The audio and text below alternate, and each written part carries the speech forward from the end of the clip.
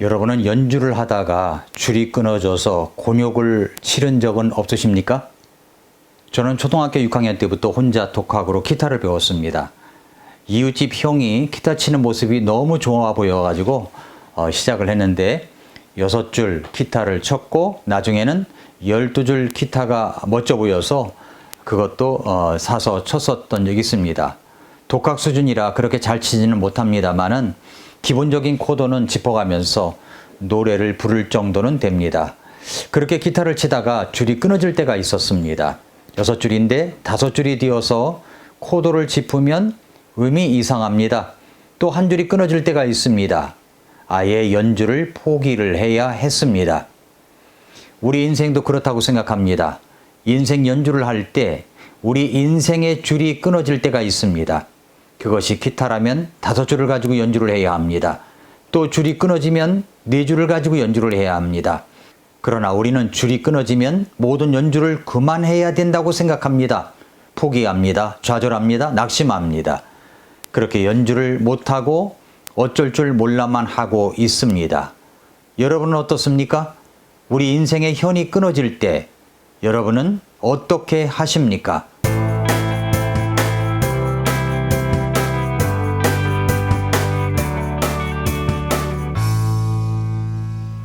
미라클 모닝 애청자 여러분 안녕하십니까? 벌써 9월이 되었습니다. 또 가을이 접어든 이때에 성도님들 건강과 안전을 기도합니다. 기타 줄 끊어지는 이야기를 했으니 이제는 바이올린 현이 끊어졌을 때의 이야기를 여러분에게 하나 하겠습니다. 바이올린의 거장 하면 니콜로 파가니니를 생각할 수 있습니다. 그 니콜로 파가니니가 많은 사람들이 참석한 연주홀에서 아름다운 바이올린 연주를 할 때가 있었습니다. 연주를 시작했습니다. 그는 점점 무아지경에 빠져들어가며 현을 연주합니다. 그 아름다운 소리에 많은 사람들도 그렇게 빠져들어가며 이제 듣곤 했습니다. 그런데 그렇게 아름다운 연주가 진행되는데 갑자기 바이올린 줄 하나가 끊어졌습니다. 이런 큰일이 났습니다. 4개의 현 중에서 하나가 끊어졌으니 3줄이 된 것입니다.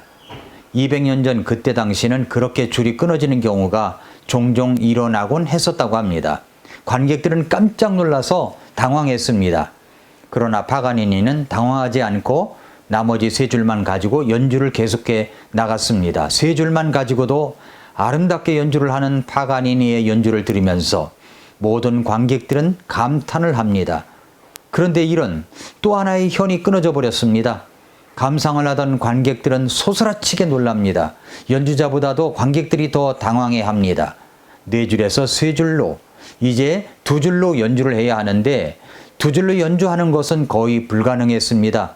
모든 사람들은 이제 연주를 더 이상 할 수 없을 것이라고 생각했습니다. 그렇지만 파가니니는 연주를 멈추지 않았습니다.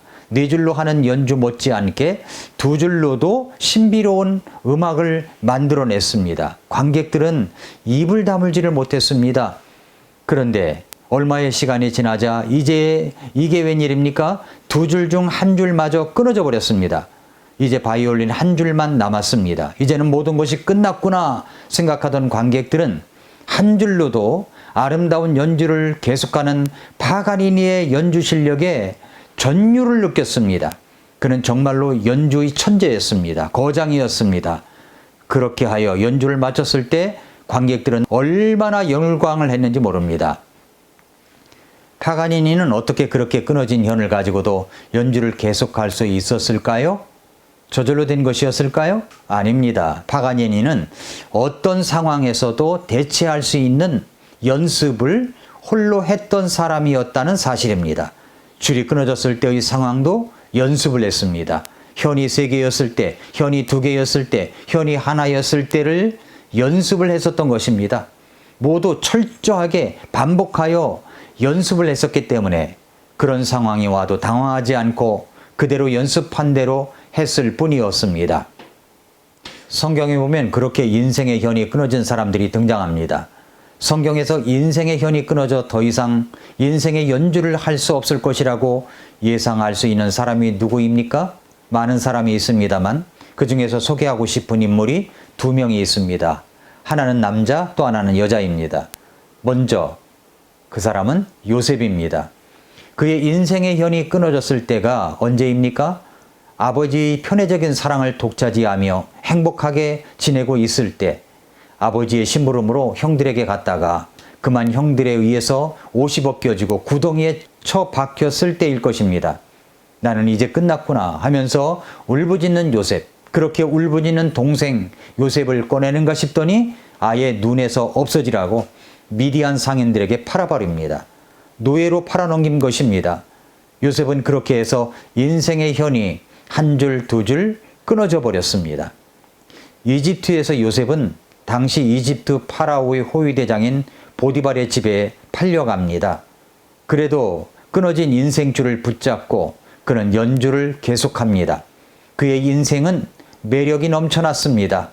그런데 어느 날 그는 보디발의 아내의 유혹을 거절한 결과로 그만 감옥에 가고 맙니다. 네 줄에서 세 줄로, 세 줄에서 두 줄로 그것이 또 끊어져서 한 줄밖에 남지 않은 인생이었습니다. 그런데 그는 그 한 줄로 계속 연주를 합니다. 창세기 39장을 보면 밑줄 쫙 치고 싶은 구절이 있습니다. 창세기 39장 1절부터 3절에 보면 이렇게 말씀했습니다. 요셉이 이집트로 끌려 내려가매 파라오의 직무 수행자로 호위대장인 이집트 사람 보디발이 그를 거기로 끌고 내려간 이스마엘 족속의 손에서 그를 산이라.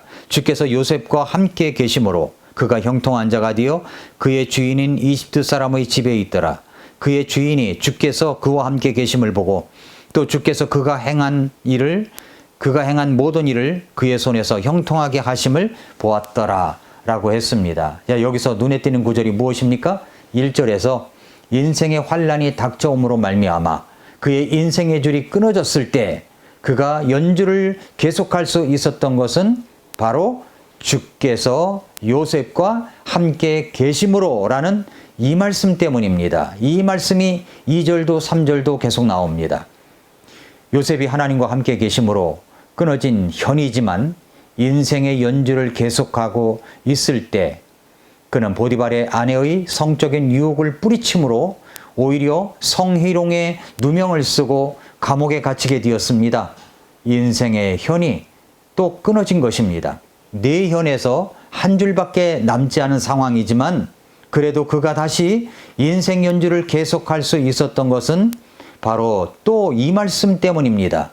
창세기 39장 20절부터 23절에 보면은 요셉의 주인이 그를 잡아 감옥에 넣었는데 이곳은 왕의 죄수들이 묶인 곳이더라. 그가 거기서 감옥에 있었더라. 그러나 주께서 요셉과 함께 계시고 그에게 긍휼을 보이사 감옥의 간수의 눈앞에서 그에게 호의를 베푸시매 감옥의 간수가 감옥에 있던 모든 죄수들을 요셉의 손에 맡김으로 그들이 거기서 무슨 일을 하든지 그가 다 그 일을 행하였더라.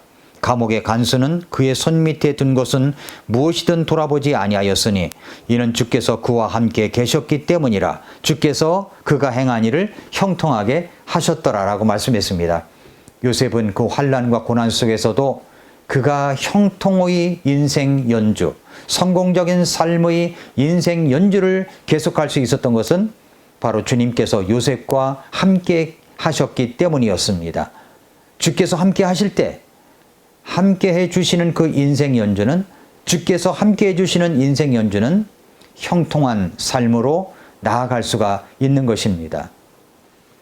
인생의 현이 끊어졌지만 또 한 줄로도 성공적인 삶을 살았던 여인 하면 누구라고 할 수 있을까요? 저는 룻이라고 생각합니다. 그렇게 위기전환을 할 수 있었던 것은 그의 시어머니 나오미의 신앙의 가르침을 따라 순종했기 때문입니다. 룻기 1장 15절부터 18절에 보면 그녀가 이르되 보라 네 동서는 자기 백성과 자기 신들에게로 돌아갔나니 너도 네 동서를 따라 돌아가라 하매 룻이 이르되 나보고 어머니를 떠나며 어머니를 따르지 말고 돌아가라고 강권하지 마소서. 어머니께서 가시는 곳에 나도 가고 어머니께서 머무시는 곳에 나도 머물리이다. 어머니의 백성이 내 백성이 되고 어머니의 하나님이 내 하나님이 되시리니 어머니께서 죽는 곳에서 나도 죽어 거기 묻힐 것이니이다. 만일 죽는 일 외에 어떤 다른 것이 나와 어머니를 갈라놓으면 주께서 내게 벌을 내리시고 또 더 내리시기를 원하나이다 하매 그녀가 자기와 함께 가기로 굳게 결심한 것을 보고 나오미가 그녀에게 말하기를 그치니라라고 했습니다.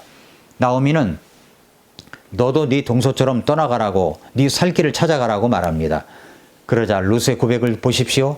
나보고 어머니를 떠나며 어머니를 따르지 말고 돌이키라고 강권하지 마십시오. 어머니께서 가시는 곳에 나도 가고 어머니께서 머무시는 곳에 나도 머물겠습니다. 어머니의 백성이 내 백성이 되고 어머니 하나님이 내 하나님이 되시리니, 어머니의 하나님이 내 하나님이 되시리니, 내 하나님이 되시리니, 어머니께서 죽는 곳에서 나도 죽어 거기 묻힐 것이니 만일 죽는 곳 위에 어떤디 나와 어머니를 갈라놓으면 주께서 내게 벌을 내리시고 더 내리시기를 원합니다라고 말한 것입니다.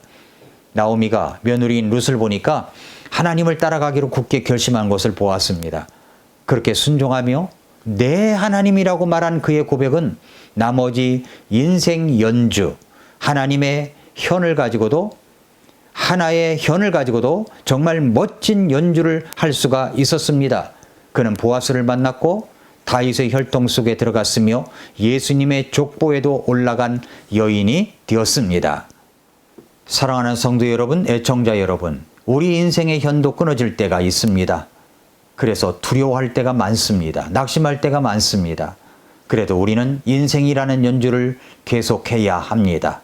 그런데 어떤 사람은 인생의 현이 끊어졌을 때 당황해합니다. 고통스러워합니다. 연주를 계속하지 못하고 멈추어진 채 자신도 주변 사람들에게도 많은 안타까움을 줄 때가 있습니다. 그러나 기억하십시오. 우리는 매일 미라클 모닝 말씀을 통하여 우리의 인생의 현이 끊어졌을 때를 연습할 수가 있습니다. 마지막 하나의 현만 남는다고 할지라도 나를 도우시고 힘주셔서 멋진 인생을 살아가길 바라시는 우리 주님의 도우심과 함께하심이 있다는 사실을 우리는 기억해야 합니다.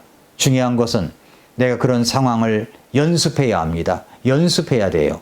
매일 미라클 모닝 말씀을 듣고 그 한 줄 감동을 마음에 새기고 그 한 줄 감동을 꼭 기록하며 기도하고 그 한 줄 감동을 누군가와 나누는 것, 그것이 하루하루 연습으로 쌓이다 보면 그것이 바로 인생의 현이 끊어졌을 때 대처하는 연습을 하는 것입니다.